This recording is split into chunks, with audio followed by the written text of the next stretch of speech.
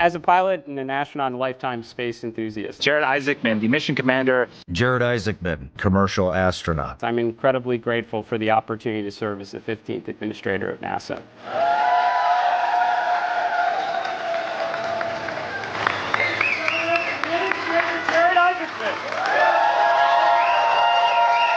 I'm humbled by the chance to work alongside some of the greatest scientific and engineering minds this nation has to offer. NASA is the most respected and accomplished space agency in the world.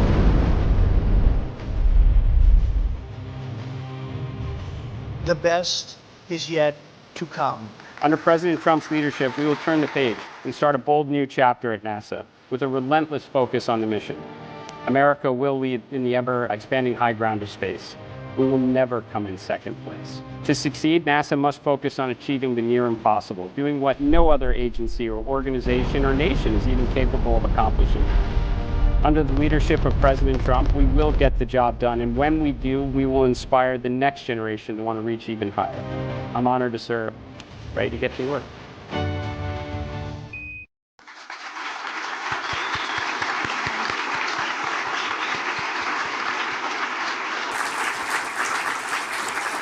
Good afternoon to everyone, and morning to those of you joining us from the West Coast. I'm Bethany Stevens, the agency press secretary, and we're excited to have you join us this morning for the newly sworn-in Administrator Jared Isaacman's first agency-wide town hall. With headlines like Space Community Celebrates Isaacman Confirmation and Day One videos like that, I think it's safe to say we're all very excited he's here. Before we begin, I want to take this opportunity to talk through the structure of what this time will look like today. Communication went out internally across the agency announcing this town hall that also included a link to submit questions. As always, we are hoping to get to as many questions as possible, but we do have some time constraints. I ask that when you submit, whether anonymous or with your name, you include your center, as we are aiming to get to as many locations as possible across the workforce. We also have a mic stand here at HQ and the Webb Auditorium, right over there, where today's town hall is taking place. If you have a question in the audience here live, please feel free to go up to the microphone if it is open. Otherwise, we ask that you wait in your seat rather than queuing. Given that the majority of our workforce sits outside of HQ, the majority of questions will be taken online, but please don't let that discourage you from participating here in-house. Lastly, I want to thank everyone here at HQ for taking time out of their day to welcome Administrator Isaacman yesterday, and everyone across NASA for taking time the Friday before Christmas to join us for this town hall today. Without further delay, Administrator Jared Isaacman.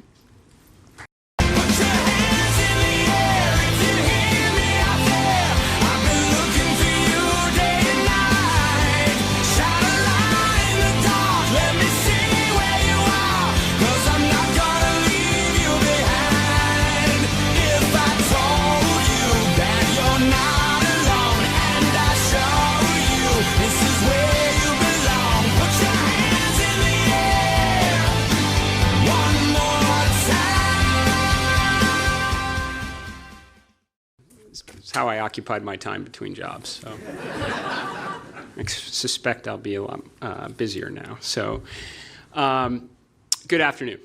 I am really honored to be here today as NASA's 15th administrator, serving under President Trump's leadership and working alongside some of the greatest scientific and engineering minds this nation has to offer. I feel like I am living the dream right now. This is the agency that captivated me as a child, inspiring me to grow up reading every book on the subject I could on all of NASA's amazing accomplishments and all the pioneers and heroes that showed up to work here every day. This is the agency that has inspired the world again and again with images from our telescopes, our probes, and our rovers. This is the agency that sent astronauts to and from the moon at a time when we knew so little but believed we could do the impossible. So honestly, there's nowhere else I would rather be than right here, right now, alongside all of you at the most accomplished space agency in the world. I understand that with any leadership change comes some anxiety and uncertainty. But between 2 hearings, a few podcasts, a document that circulated a little wider than expected, there should really be no mysteries as to how I'm thinking about things. But more importantly, the President has released a national space policy, and in my view, it's one of the most significant commitments to America's space program by any administration since the Kennedy era. It lays out a very clear vision, provides unambiguous priorities, and sets timeframes for achievement. And as it's always been, the honor and exceptional responsibility rightfully falls on all of us here at NASA to deliver. So let me outline the direction that we're going to take together. America will lead in the peaceful exploration of space. We will bring extreme focus to the mission and realize our near-term objectives of returning American astronauts to the moon and establishing an enduring presence to unlock the scientific, economic, and national security potential on the lunar surface. We will look for every opportunity to pull forward the Artemis program to the limits that physics and safety afford, while increasing the flight cadence across the architecture authorized in the One Big Beautiful Bill. The next most significant milestone, of course, is Artemis 2, launching on a historic mission early this coming year. At the same time, we will prepare for the inevitable return by working with our commercial and our international partners to ensure they are aligned with our programmatic objectives and acting with the urgency needed to deliver the launch services, the vehicles, the suits, the habitat, surface power, and rovers required for frequent, affordable missions to the lunar environment. And our journey does not end on the moon. As directed in the National Space Policy, we will accelerate investments in next-generation programs that only NASA is capable of leading, including nuclear surface power and propulsion, technologies that will usher in the next giant leap in space exploration and discovery. Now, we must ignite the orbital and eventual lunar economy. For more than a half-century, the space economy has been terrestrially anchored in launch communication and observation, with world governments as the primary customer. That perpetual taxpayer-dependent model won't fund the future we've all imagined. Alongside industry and academia, we must uncover the long-awaited promise of pharmaceuticals, biotech, on-orbit computing, anything that can contribute to and perhaps someday entirely justify the cost of maintaining inhabited orbital outposts and generating value far in excess of what it costs to operate in space. Working with industry and academia, we will do all we can to maximize the remaining life of the International Space Station, prioritizing the highest potential science and research with the aim of determining this new orbital economy so that in the future we will transition from one station to many. NASA will become a force multiplier for science. With an immense hunger for the data and enthusiasm to deliver the world-changing headlines that only NASA is capable of achieving, we will endeavor to reduce the time to science and maximize the scientific value of every dollar that's available. Now, I do not believe this is a one-size-fits-all approach. We will embrace a full menu of possibilities. So that includes bespoke missions to extraordinary destinations and expanded CLIPS-style missions that accept more risk for faster discovery, partnering with industry to gather Earth observation data more efficiently and affordably without sacrificing continuity, and lending NASA expertise and resources to enable academic institutions to take on bold scientific missions. Some approaches may be a flavor of the way it has always been done, and some will be a new way. But in all cases, we will challenge the process in every way with the goal of arriving at the desired results as expeditiously and affordably as possible, because if NASA doesn't do it, no one else will. Now, accomplishing our mission will not be easy, but at NASA, it never was, and it never should be. Engineering and program management challenges are just part of the story. We have a great competitor that is moving at absolutely impressive speeds, and it's unsettling to consider the implications if we fail to maintain our technological, scientific, or economic edge in space, and the clock is running. These are fiscally challenging times, and I do support the President and his goal to get spending under control and bring down the national debt. Now, this is hardly NASA specific, but we as a nation can't spend our way out of every problem and believe it will lead to better outcomes. So I don't know where the budgets will land, but I will always advocate passionately for the agency, knowing we will make the most of every dollar entrusted to us. And I'm not arriving with all the answers. I do know this: we cannot achieve our objectives by doing things the way they've been done in recent years, and we know most of the NASA IG reports would echo this sentiment. So we must do all we can to minimize the bureaucratic drag that can slow us down and slow down the great engineers and scientists, and eliminate obstacles that impede progress, flatten the organizational structure to improve information flow and accelerate sound decision-making, and push responsibility down to the talent that is more than capable of getting the job done. And when we do, we must rightfully recognize and reward the contributors that bring the near impossible to reality. NASA must be one of the hardest, most demanding places to work in this country because lives depend on our work and the world is counting on our breakthroughs and discoveries. It's why you see the NASA logo anywhere you travel. I mean, people the world over know that we are capable of accomplishing, and the expectations are rightfully very high. We are not alone in the need to evolve to meet the moment. Our international and commercial partners have made commitments as well, and we must place as much pressure on them to deliver as we do on ourselves. No changes happen in a vacuum. I plan to speak with many of you, the leadership teams, the engineers, scientists, astronauts, our program managers, and the people in the field doing the work.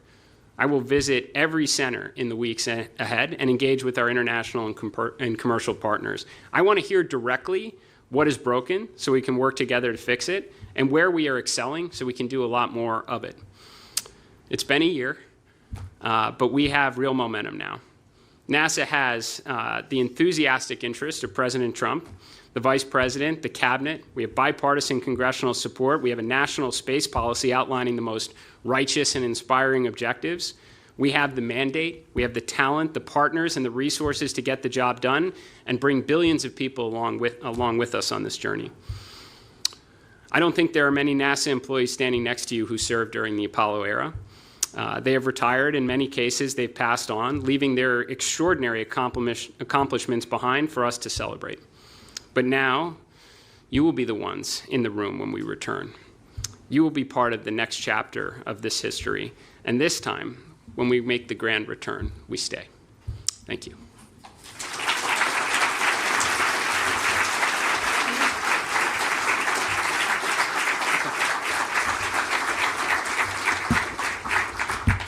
Okay, and with that, we will get right back into the questions that are coming, but I know that one of the questions that was submitted was asking what your plans are for your first 60 days. So I'll let you take it from here. What are my plans for the first 60 days? Well, there is an awful lot to learn. There are volumes of materials on my desk right now to get through. But I think our major priorities are overwhelmingly clear, and it's the first part of the President's national space policy. We have to return to the moon. We have Artemis 2 that's on deck. I mean, again, just weeks away from potentially launching. So I think making sure we concentrate a lot of our resources rightfully in that direction is most appropriate. But there's an awful lot to get done, and this is the agency that can do it. I mean, this is an agency with a lot of proud history taking on multiple parallel world-changing programs. So I think, again, we know what our near-term responsibilities are, but I'm looking forward to learning as much as I can, getting out and interacting with all of you on that roadshow that I mentioned coming up, and getting things going. Awesome. And Elizabeth Hook-Rogers from NASA HQ, thank you for that question. I will kick it to Samantha Youssef from Glenn. She asked, do you have any insight into when the current hiring freeze may be lifted and whether candidates who are already selected and given start dates will need to recompete for their positions? Well, it's a good question. I think somewhere around 28 hours or so, not even on the job. So there are certain things that I still need to chase down. But as I said many times through 2 hearings, in order to do the near impossible, it's going to take the contributions of the best and brightest from across the nation. I have no doubt there are areas within the agency where we're going to have to hire. So I look forward to getting more familiar with where we stand on some of these policies. Great. Fernando de la Pina Yaca from Johnson said NASA FOD presented at MCC a state-of-the-art holographic AI tech from IAXA. Will NASA incorporate AI and holography in the future? Definitely butchered that word. Well, that, I mean, certainly sounds like the right direction. I mean, almost every good space sci-fi movie I've seen incorporated both AI and holographs. So that's good. I mean, in all seriousness, we absolutely have to. So I am not familiar with where we are at this present moment. I am familiar with the pages and pages of policies, regulation, documentation history this agency possesses, and it would certainly seem to make sense to me that as a good first step, we could try and incorporate some of that in AI. Might make it easier to find some of the materials we need. But look, if we think about where the destinations will eventually take us, we're going to eventually, whether it's Mars and beyond, just transmission delays alone are going to take us, or at least evolve the current mission control concept where we're going to have to rely on more onboard decision making, where I could see AI playing a role. What a, fun thing to imagine at some point in the near future. And also, just a reminder, we do have a mic in the room if anybody wants to get up and ask a question. Betty Lynn Mason from Marshall asks, do you see new technology development more by hands-on engineering work here at NASA or through NASA consulting with industry, and why? I think it's both. And I'm sure many of you, well, I don't know, you probably have a lot of better things to do than hear what I'm saying to Congress all the time. But this question comes up a lot of like, it almost goes to the relevancy of the agency. Like, why do we need a NASA when we have all these great commercial companies, doing all these things? It's like, wait a second, let's go back to the 1960s here during the space race where we did the near impossible. We worked alongside industry.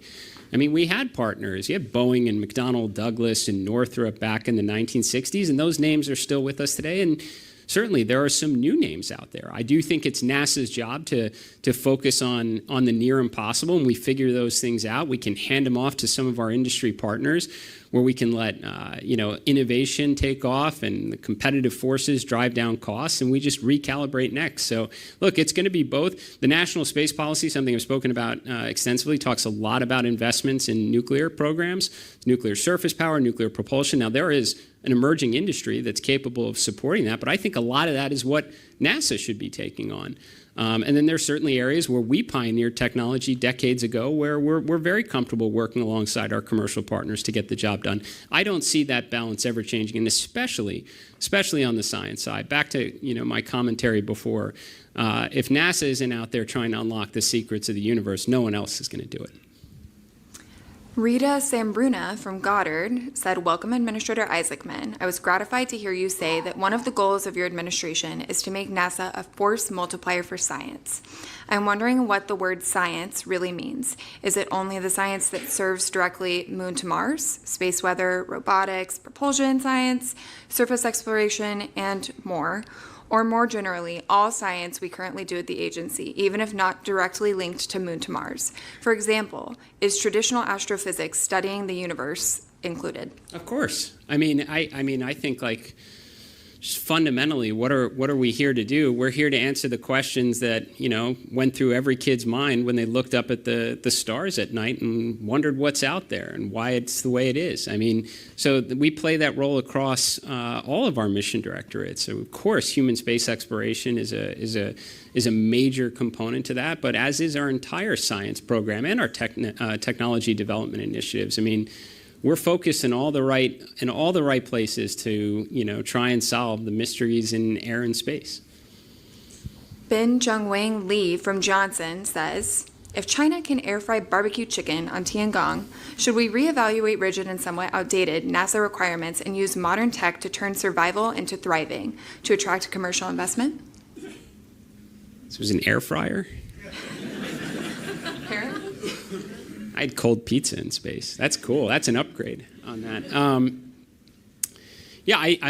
As I alluded to in some of my remarks before, I think it's absolutely healthy for any organization to constantly challenge the way they do things, knowing that what we've done in the past is not necessarily the right approach to get to the future. We are on the brink of a massive transformation right now. You can see all the various commercial providers building their own launch vehicles with rapid reusability. This can be a light switch type moment where you have numerous commercial and NASA missions being operated near simultaneously. We could have multiple space stations. We are certainly going to build a lunar base in line with the president's direction and look even further outward. Like, we're going to have to challenge some of these things that might have been rigid in the past during less mature times. I know air fryers is just the example, but I imagine there are many things that we have historically maybe not prioritized or thought were of a greater risk that we should be reevaluating. I think that goes across the entire portfolio of our responsibilities at NASA. And I will hand the mic over for the question here in-house. Kelly Fast, Acting Planetary Defense Officer, and I was one of those astronomer kids looking at the skies, but also being an astronomer.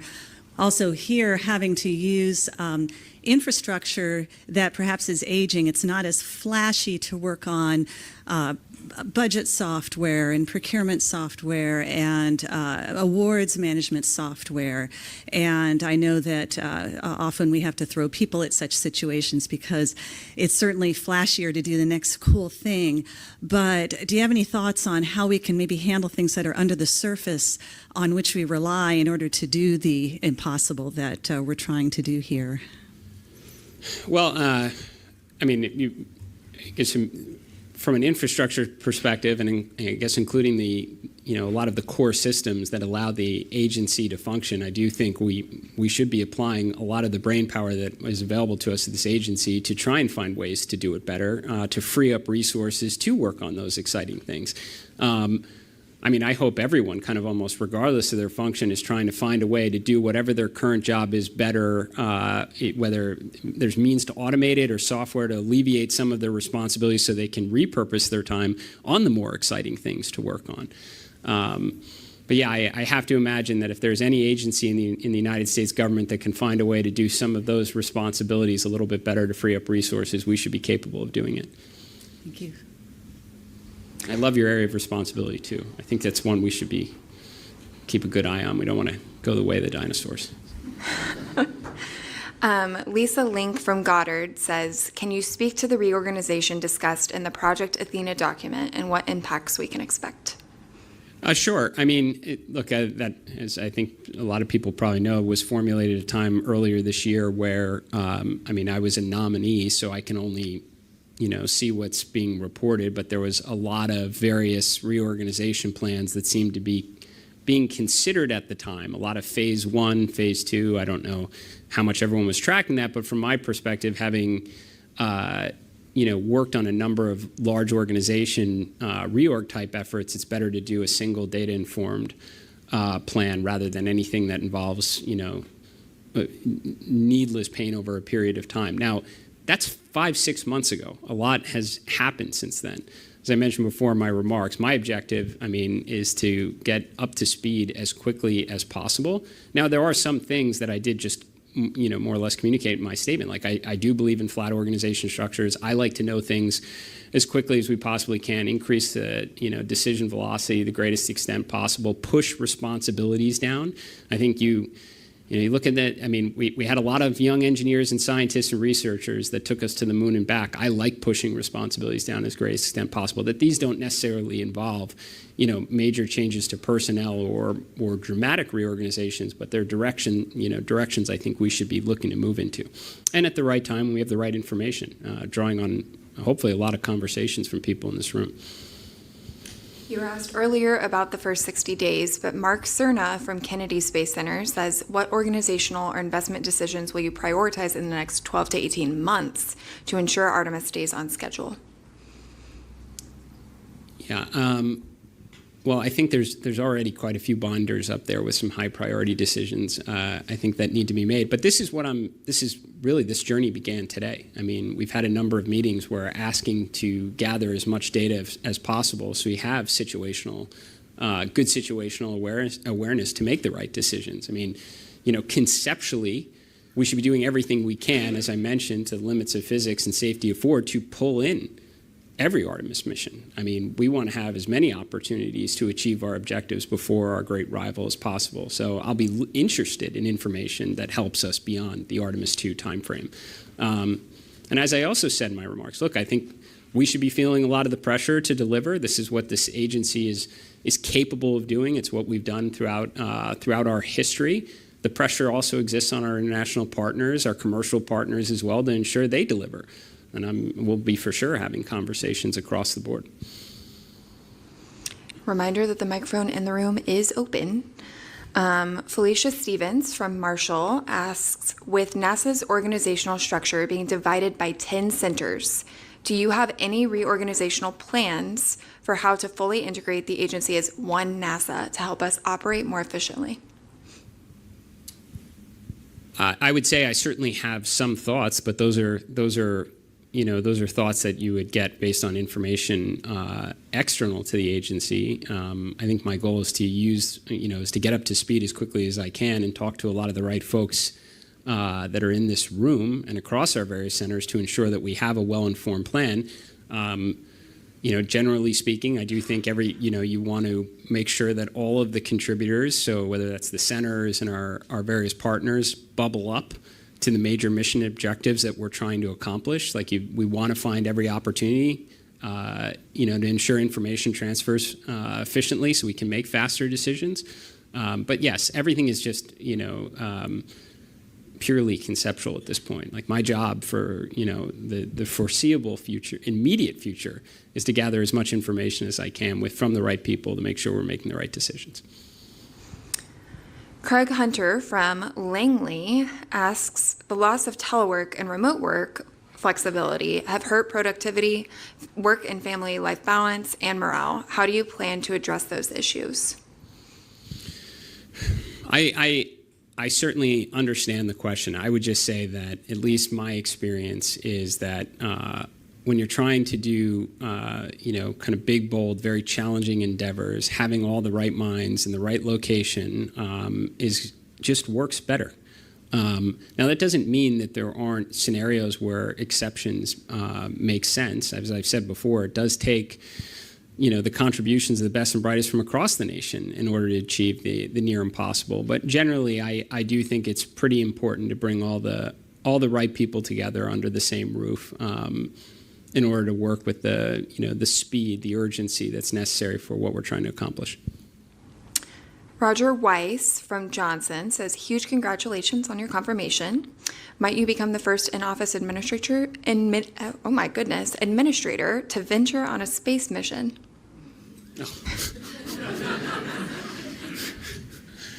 That has not crossed my mind. I think we have an awful lot that needs to be accomplished, over the next 3 years. The priority list is near endless. The president has placed enormous importance on it. I mean, my first day on the job, and you're in the Oval Office, the president signs a national space policy. I mean, I think that signifies the, it certainly reinforces the importance this administration is putting on achieving these objectives as quickly as we possibly can. I hardly imagine I'll find time for, any of these other activities. So, thank you. Tara Halt from headquarters says many projects are significantly delayed due to poor contractor performance. The OIG has noted that NASA has limited leverage to incentivize improved contractor performance. How do you plan to address this? Again, maybe it's just being hours on the job, but I am not aware of any limitations in ensuring that there would be or roadblocks in place to prevent us from holding our partners accountable. So, look, I said this in my first hearing, they work for us, not the other way around. I think that's how it was done in the 1960s.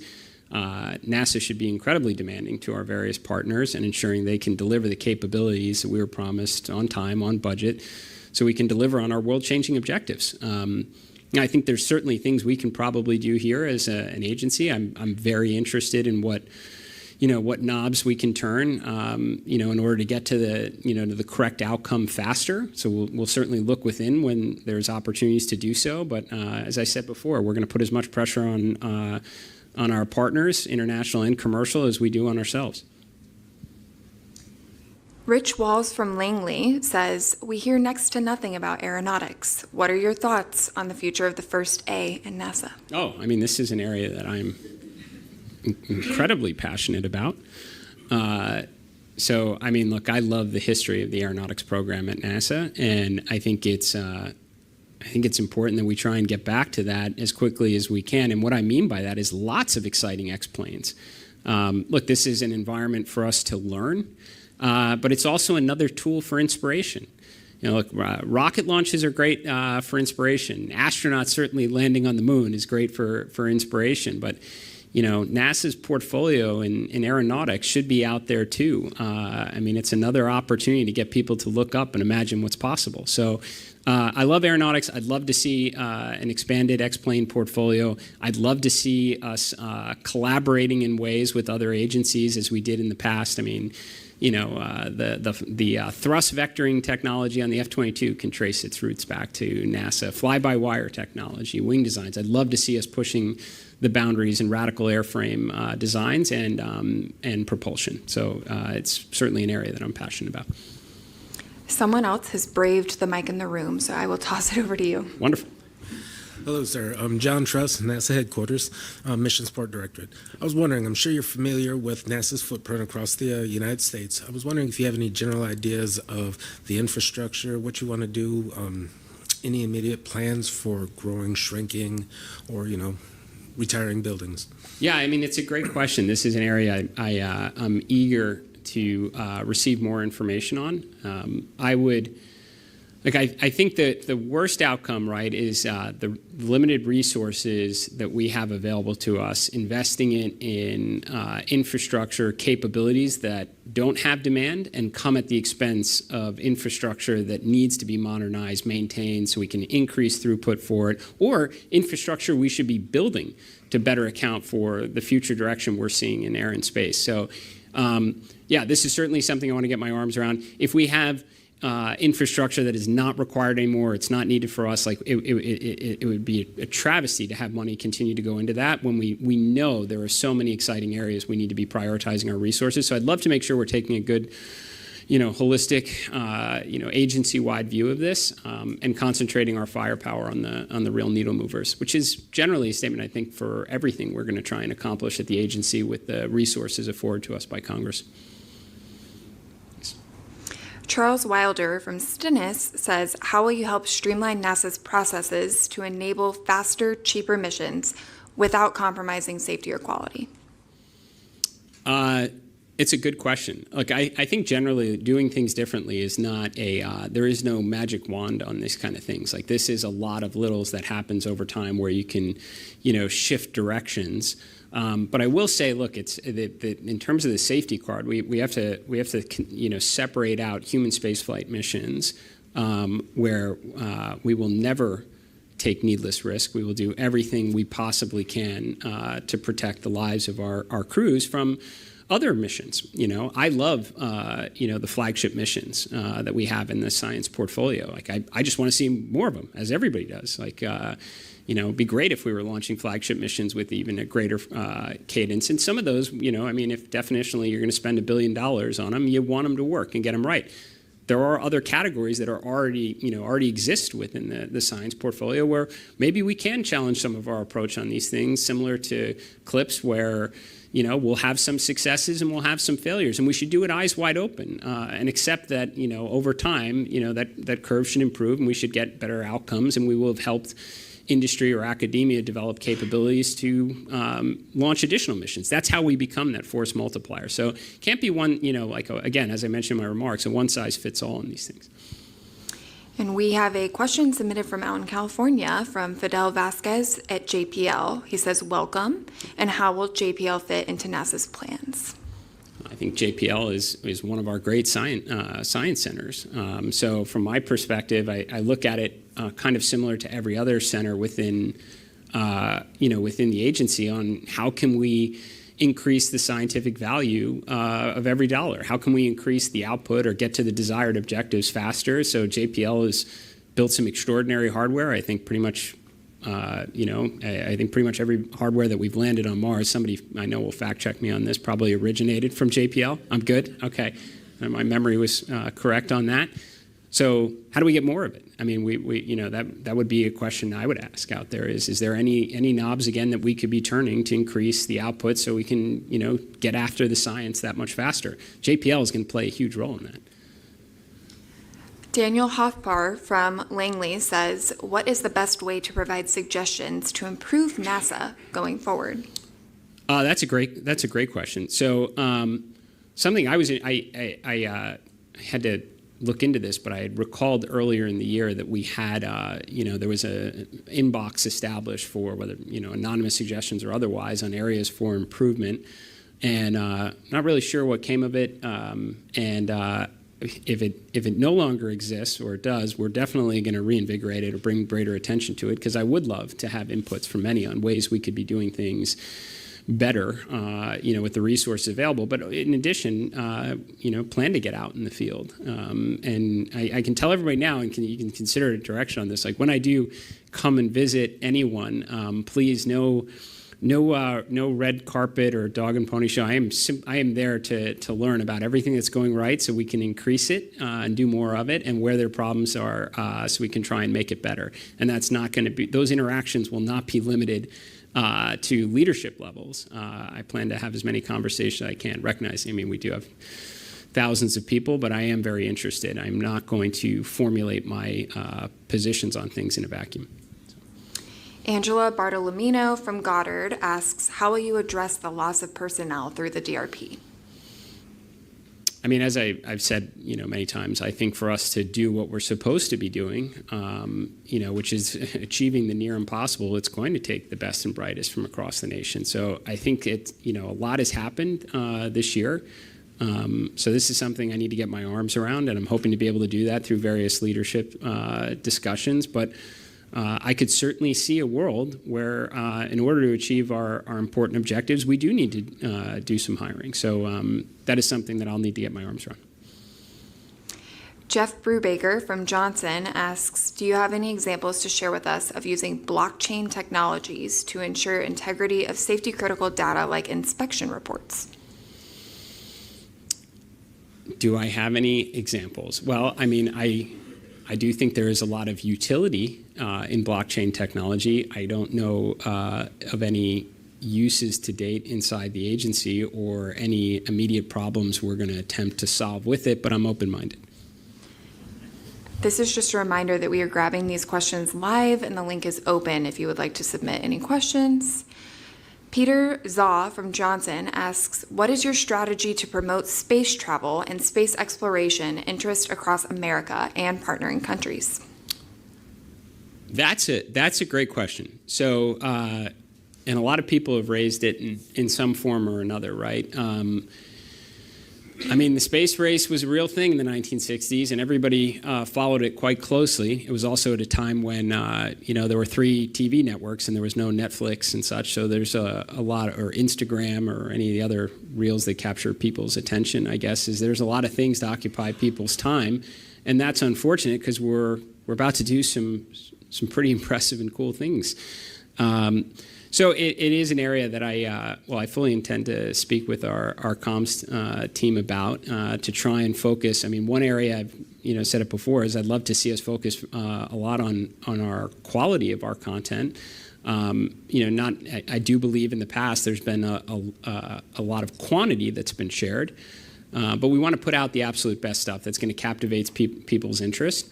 And then almost back to, what else do we need to do? This goes back to looking for every opportunity to pull forward Artemis schedule into the limits possible. Alongside all of our other missions is that you want to get the world's interest is going to be there on Artemis 2. There's no question about it. But a lot of time can transpire between Artemis 2 and Artemis 3, and that's like waiting a very long time for the next season to come out, right? Is we got to make sure we're continuing to put that really engaging content out there to maintain people's interest in what is something extraordinary. It is, I've said it many times, this is the greatest adventure in human history. People should be following it very closely. We'll do everything we can to make sure they do. Jade Zeros from Kennedy says, in your time preparing for your new role, is there anything you've changed your mind about pursuing as administrator? That is a great question. I need to think about it. It was a long time in between the first and second stint here. I tried to find as many entertaining and distracting things to occupy my time in between. I am sure it is, it is an endless list, really, right?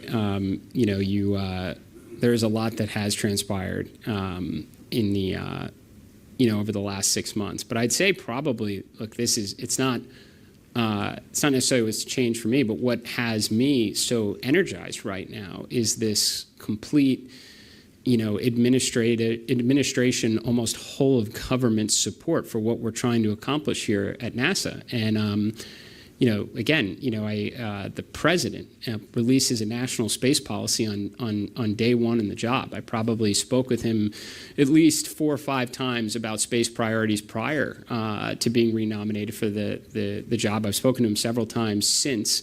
And the enthusiasm, the excitement from human spaceflight to we were discussing robotic Mars missions. Like, these are things that are all very exciting, but it doesn't stop there.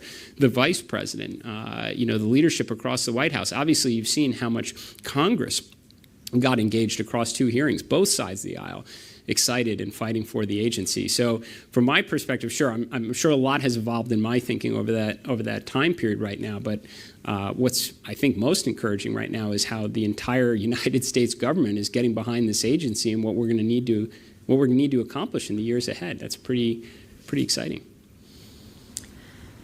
David Reed from Marshall says, Administrator Isaacman, welcome. How do you see NASA working with other agencies such as Space Command, NIST, and others to leverage shared capabilities to develop the space infrastructure needed for ensuring we build the future in space? That's a really great, it's a great question. It comes back, I think, to to the National Space Policy yesterday, which was clearly, covered more than just NASA's responsibility in space, and where to come from an incredibly capable Office of Science, Technology, and Policy.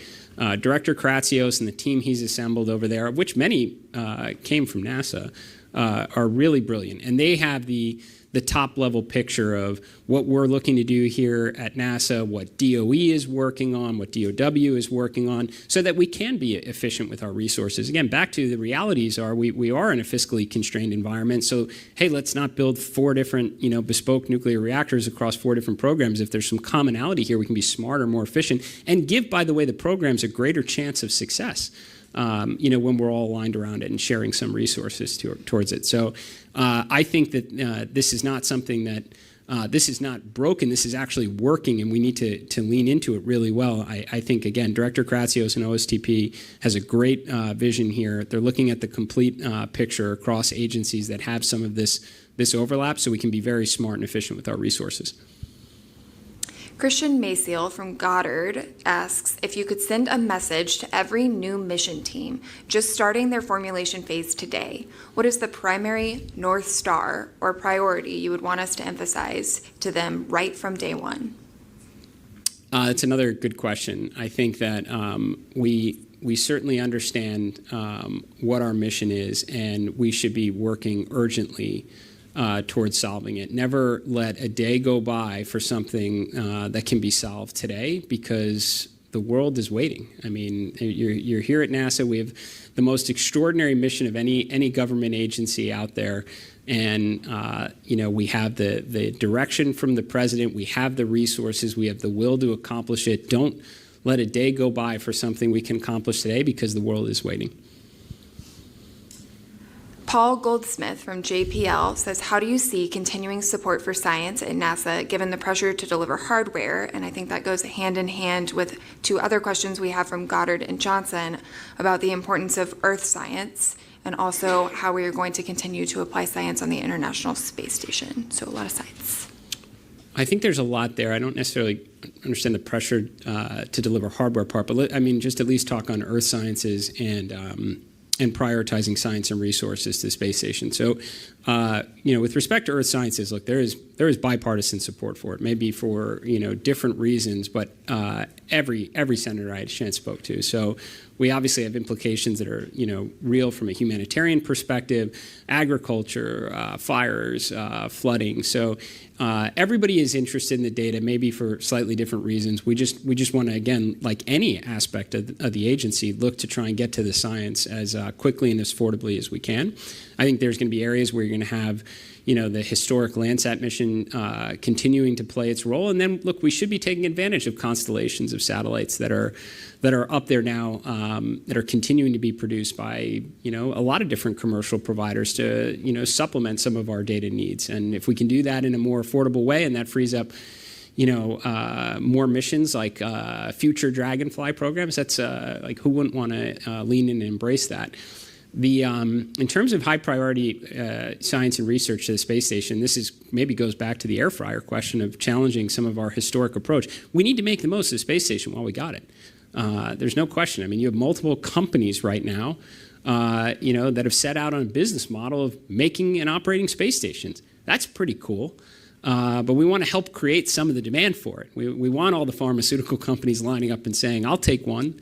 We're very far from that right now. All the biotech companies, I need my space station. That's the exciting future we all want to see someday. So I think we absolutely have to kind of challenge the current approach. We need an outreach effort to all of the industries and academia that think they have the potential for an orbital economy breakthrough, and do everything we can to prioritize getting that science and research to the space station, figure it out, and give the commercial space station companies a fighting chance. We're going to need to depend on them, so we got to do all we can in the years ahead on that.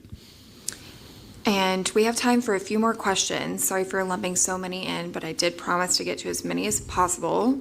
We have a great one from Vandana Jha from Ames. Welcome. What advice would you give to early and mid-career scientists and engineers at NASA who want to take risks and innovate, but also operate within a highly risk-averse environment? What leadership principles from your commercial space experience do you think are most important for empowering NASA's workforce while maintaining mission assurance and scientific rigor? I mean, look, there's a lot there to it, but I think the general question is, do many of us believe that there are areas where we can take, smarter risks to get to the outcome, faster? And that's absolutely the direction we need to be going in. What I'd say, again, it's like this is not very few things in an organization, the size of NASA can be solved with waving the magic wand. Please take more risk, and that be the right statement to make. It's not. It's got to be a lot of littles. And I think, if we do have young engineers, scientists, researchers out there that believe there is a better approach to get to the right outcome, faster and at lower cost, you got to present it in the right way to your leadership team. Make the case of why this is the right approach. And I encourage the leaders out there, supervisors, managers that are mentoring this young talent to be receptive and open-minded to it. Think through what are the real risks. Is this still is this still relevant today? Have we gathered more data that will allow us to rethink this? What is the consequence of this? Is it something that's worth taking to advance the ball forward? It's going to be a lot of littles. I'm going to certainly be looking for opportunities to push down some of these philosophies from the top of the agency.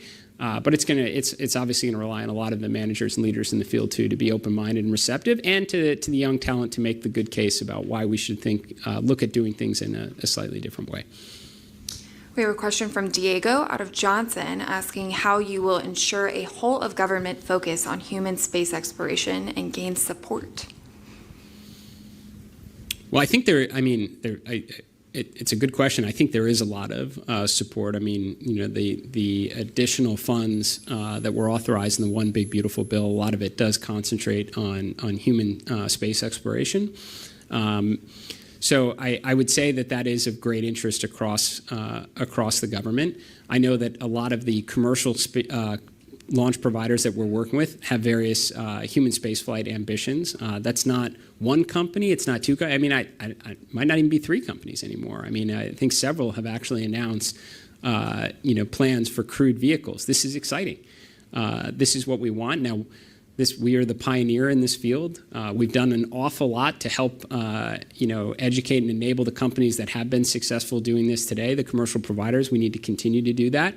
And we probably will arrive at that light switch moment in the not too distant future where we do go from the few being able to see the world from such an amazing perspective, not entirely like that, but to the many, which is pretty exciting. I think that's always kind of one of the, underlining goals that we all have here at this agency. And one more from Ryan Scott from Goddard. Do you have any lessons or science outlook from Inspiration 4 or Polaris Dawn which you plan to bring to your role? Well, I mean, I'm sure I can give a lot of thought to it, but I'll just go on that when we were lucky enough to be in that environment, we tried to maximize every second that was available for scientific purposes, knowing how lucky we were to be there. And it's really the same message back here to the agency. With the resources that are provided to us, we need to maximize the scientific value of every dollar that's afforded to us, which means probably in many cases challenging the approach, or at least our historic approach, to get to a better outcome faster and at lower cost. So yeah, I guess that would be. And with that last question, we are at time. So thank you all for joining us today, and thank you to Administrator Isaacman for your time and this thoughtful conversation. We are looking forward to many more of these in the months and years ahead as the agency accelerates the golden age of innovation and exploration. Happy holidays, everyone.